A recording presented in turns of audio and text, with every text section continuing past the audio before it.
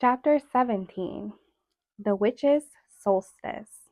Blanche had been waiting by a castle door for her witches to arrive when in a flash she saw the home she shared with the odd sisters perched on the Morningstar cliffs right above the turbulence of Ursula's watery domain, as if it had always been there. Perhaps if she hadn't been privy to how her witch's magic worked, she would have thought it had always been there. Surely that was what the humans would think, and always had thought the many years Blanche had been traveling with her witches. As much as she had grown to love Nanny and Tulip, she really did miss her witches. She greeted them with her large black-rimmed golden eyes speckled with green. She was sitting almost too perfectly, her white paws primly placed before her, while she watched her witches walk the path leading to the castle gate. "Flance, hello!" screamed Martha. "We missed you!" The castle grounds were covered in a light dusting of snow, which was unusual for the coastal kingdom, and the sisters knew a witch was behind it. But who? The snow clung to the witches' ringlets, looking rather striking in their pitch-black hair. The sisters had almost forgotten it was the winter solstice, with all of their fretting over Circe and their dealings with Ursula. Luckily, they had thought to change from their tattered red dresses into their black silks, which were embroidered with many tiny silver stars cascading across their bodices and onto their voluminous skirts, invoking an enchanted evening sky. The three of them walked as one, as they often did, and seemed to be taking in the splendor of the castle, which was truly magnificent and shining like a beacon of beauty and light. The sky, they thought, was particularly breathtaking at twilight. It was their magic hour, when everything looked perfect and they felt anything was possible. It had been many years since the sisters were invited to call upon royalty, not since they had visited their cousin, the old king, father to Snow White. Visits from the odd sisters had become a thing of dread in most royal circles, so the sisters hardly knew how to act, having actually been invited and made to feel welcome by those not of their ilk. Though they wondered, something was amiss. There was someone of their ilk nearby. They thought they had sensed it while approaching the castle grounds, but figured they were just sensing Ursula nearby. But it wasn't Ursula, was it? It was something else. Someone else. Someone completely unexpected.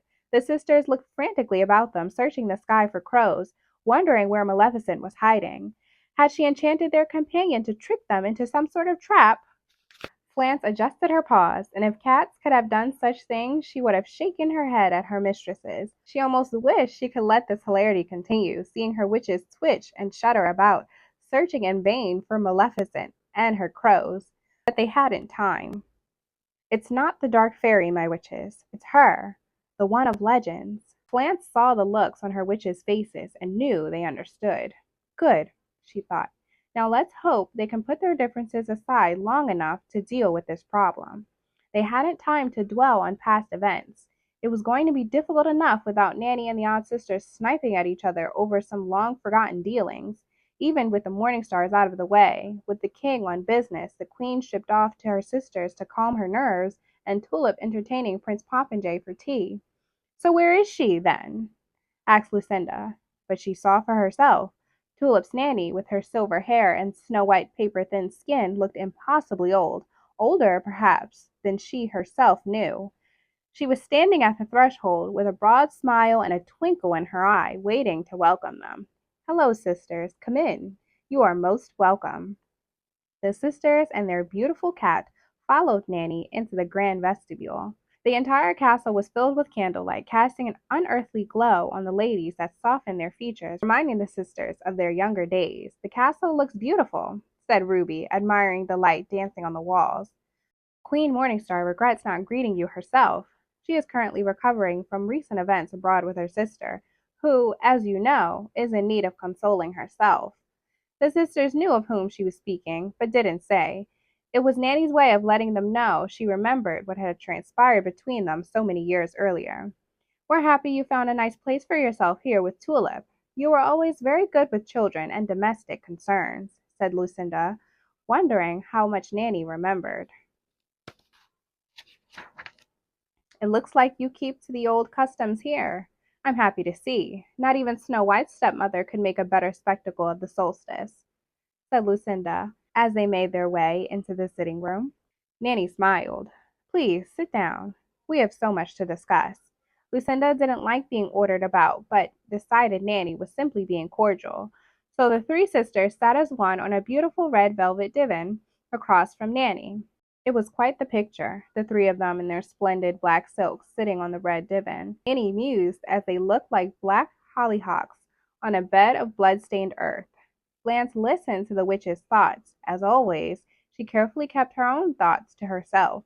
She didn't want the sisters to hear this in fragments or random musings. She didn't want to send them into a panic, rendering them useless to everyone, including themselves. "Flance, why are you here? Why did you send for us?" "Yes, Flance, why? Why did you leave when Ursula told us her story? We were worried about you, slinking off like a nasty little creature, making us worry when we have so many other things on our minds." "It's not like you, not at all. Please explain yourself." Flance was silent. "What's wrong with her? Why won't she speak? Have you done something to our Flance?" The sisters rose from the blood-red divan, ready to pounce on Nanny. "Sit down. Flance is fine. We have something important to show you."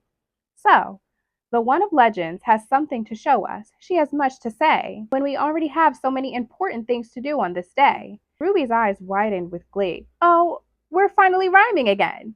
How charmingly delightful." She was clapping with utter joy.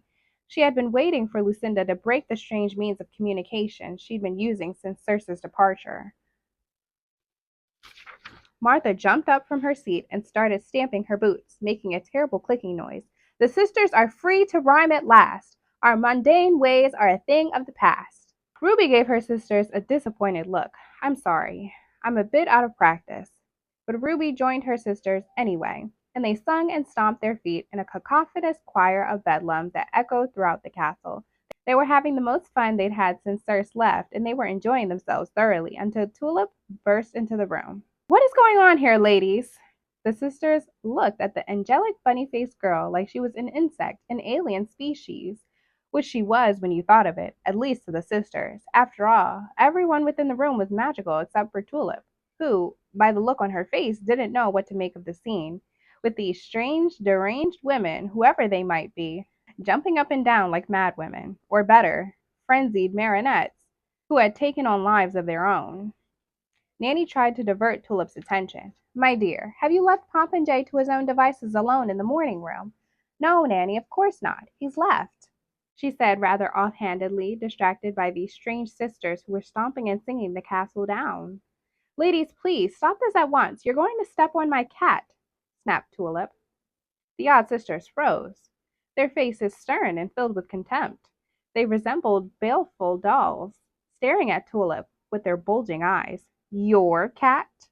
asked Lucinda, giving Tulip a deadly look. "Yes, my cat. Now kindly step away from her before you stomp on her with your pointy boots." "Lucinda, you will not touch her. She was almost killed by your wicked meddling with the Beast Prince. I won't have you hurting my precious girl again." Tulip had never heard Nanny speak so seriously in all the years she'd known her, not even when she confronted Ursula. "What has she to do with the Beast?" asked Tulip, looking from the sisters to her Nanny, confounded. "Who are these women?" Nanny placed her hand on Tulip's arm to calm her. "They are Circe's sisters, dear. They're here to help us find her." Circe's sisters? Can that be true? Tulip looked at the odd sisters, for surely they were sisters. They had to be. They looked exactly like each other in every respect.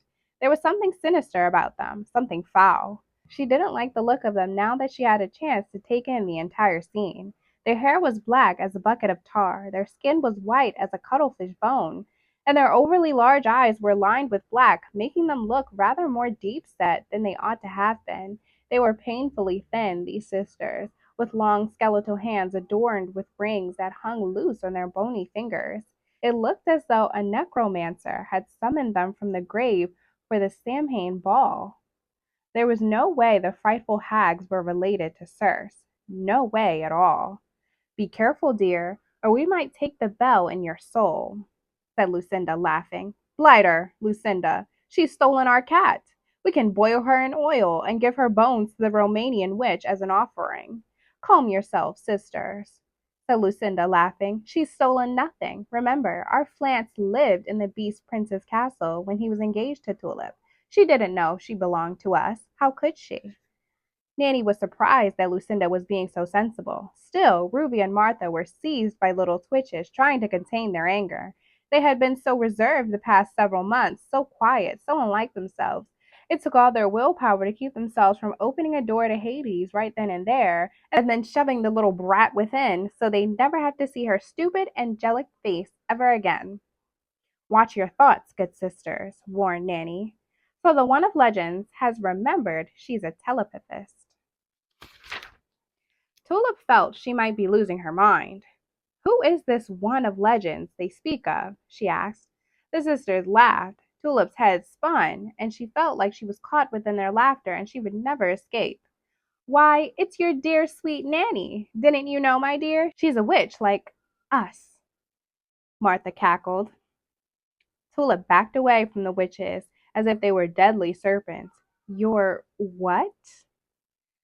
The witches could see Tulip trying to take it all in. Nanny felt she had made a horrible mistake not sending Tulip away while she dealt with this matter. She hadn't wanted to diminish the princess's chance with Popinjay, but this wasn't working. It was a disaster. There was far too much to explain to Tulip to make her understand, and they were losing time. I'm sorry, my dear heart, but I think it's time for you to sleep. Tulip looked dazed, as if in a waking dream. Yes, if you'll excuse me, I think I will go rest now. With a kiss for her Nanny, Tulip went off to her rooms, where she would stay until Nanny went to wake her. I see you remember how to put young girls to sleep, said Lucinda, laughing. It had been a very long time since Lucinda had laughed. She had laughed more on that day than she had in several months, and thought it was a very fine thing. Her sisters seemed to agree, because they joined her. Their laughter swelled and fed upon itself, becoming louder and wickeder until it filled the entire sitting room, shaking it and rattling the chandeliers. No, witches, no! It was Flance, making her thoughts known to all the witches. You will catch this beautiful room on fire, she said, looking up at the chandelier bouncing about, jostling the lit candles. Ladies, tea is waiting for us in the solarium. The view is much better there, and the room is less, combustible, said Nanny as the footman came into the room. She turned to them. The princess is very vexed from her ordeals over the past few days, so I gave her something to soothe her nerves. Could you please tell Rose to make sure she's made it into our rooms? Yes, ma'am. Now, let's go help ourselves to some tea. The witches made their way to the solarium, down a long hallway with striking murals, which looked particularly lovely in the golden candlelight. Tea was waiting for them, with tiny pink frosted cakes, scones with clotted cream, and lemon curd, and a beautiful cherry and walnut cake. Ruby sneakily slipped one of the black and silver teacups into her purse while fawning over the selection of confections. What a lovely tea, Nanny. Very thoughtful. The main room was astonishingly beautiful, with its glass domed ceilings and breathtaking view of the rest of the lighthouse of the gods. The twilight sky was darkening, and sunset was almost upon them. The witches were growing nervous about the part they must play in Ursula's plot. That's why we're here, sisters. We know what you're planning with Ursula. Lucinda was quick to anger. Has the dark fairy contacted you then? Did she send you her odious warning as well? Nanny hadn't heard from the dark fairy in ages. In fact, she had forgotten all about her until recently, much like her powers. She had lost her memories before coming to the Morningstar court. No, I can't imagine she'd be involved with this madness, she said as Martha scoffed. She was always a favorite of yours, wasn't she? Always so perfect. She could never do wrong in your eyes, not even when she destroyed the fairylands in a fit of rage. Nanny sighed. I thought she was your friend. And so she is, said Lucinda, but I won't have her interfering with our plans to find Circe. She has crossed the line with us far too many times. It's time she was knocked down from the lofty place she set herself upon. Nanny was growing impatient. We're not here to discuss Maleficent. Her story is too long and complicated to debate in the time we have left, but I am interested in this warning she sent you. Lucinda rolled her eyes. It was nothing. I won't discuss it. Then, giving Nanny a sly look, she continued, I'd rather discuss how you came to remember who you are. How long were you here among the morning stars, not knowing your own powers? Not remembering, she smiled.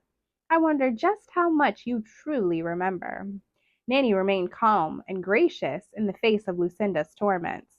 I am remembering more with every moment, my dear, ever since Flance came to court. Though truly I think it began when I was in her company while visiting the Beast Prince, though I didn't know it at the time. I suppose I should thank you, sisters, for sending her there to spy. Martha and Ruby looked at Flance, outraged. Flance, how could you betray our secrets? Nanny laughed at the sisters. Flance didn't betray you. Ruby and Martha were pacing with worry. Lucinda, how could you send our cat to the one of legends? She's turned her against us. Lucinda closed her eyes, willing herself not to strangle her sisters. How was I supposed to know she was Tulip's nanny? She didn't possess her powers. There was no means to track her. For all I knew, she was dead. Flance was sitting quietly and patiently in front of the enormous solstice tree while the witches argued. The tree towered to the heights of the dome ceiling. She was watching the silver decorations reflect the candlelight and the light casting itself about the room. But her attention was diverted to the debacle of her plans. How could she have thought she could bring these witches together and accomplish anything at all, let alone save Circe's life? What do you mean, save Circe's life? Asked Lucinda, who was in a frenzy. What do you mean? Is Circe in danger? Flance breathed in heavily and let her breath out slowly, sighing. She had made a terrible mistake. She had to try to keep her witches from losing their minds. She needed them sane. She needed to show them what had happened. Words could be interrupted, twisted, and misunderstood. She needed to show her witches. Then they would understand. Then they would know. Show us what? The sisters were on their feet again, screaming and clicking their shiny black pointed boots. Show us Circe! Show us our sister! The glass in the dome ceiling was rattling, threatening to shatter, but the sisters didn't seem to take notice or care. Show us Circe! Calm yourselves, please. You'll have glass raining down on our heads, Nanny shouted. The sisters were in a rampant delirium, screaming and ripping the ribbons in their hair. Their ringlets were entangled and their makeup was smeared from crying. Show us our sister! Lucinda, use the mirror! Shouted Martha. Lucinda snatched Ruby's purse and took out the enchanted hand mirror. Lucinda, we've tried summoning her in the mirror. It doesn't work, yelled Ruby. But Lucinda wasn't listening. Show us Circe! Lucinda screamed at her terrified reflection in the mirror. Nanny snatched the mirror from Lucinda's shaking hand. Show us Circe! A strange, sickly creature appeared in the mirror. It was a horrid greenish gray with deep blackened pits for eyes. Damn this mirror to nothingness! Show us our sister! That is your sister, my dears. That creature is Circe.